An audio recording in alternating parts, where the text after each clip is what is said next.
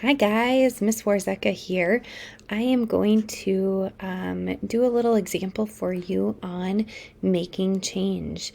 In the video you just watched, it went over the steps for you, and the first step was to read the question.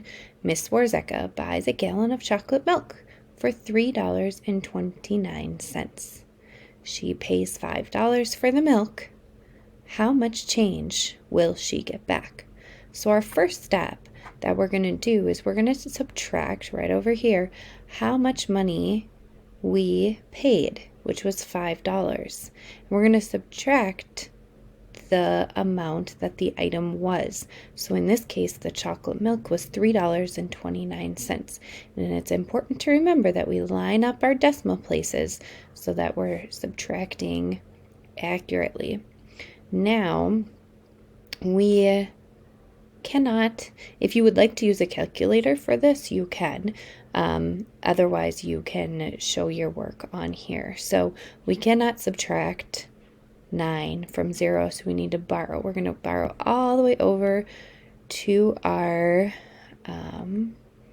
5 here, and we're going to turn this 5 into, we're going to turn this 5 into a 4, and then we're going to borrow 1 here, so that would become 10, but we still need to take 1 over to our 1's place. So now that's a 9, and now we have this 10. So 10 minus 9 is 1. 9 minus 2 is 7. We're going to use our decimal place there and see it's still lined up with the other two.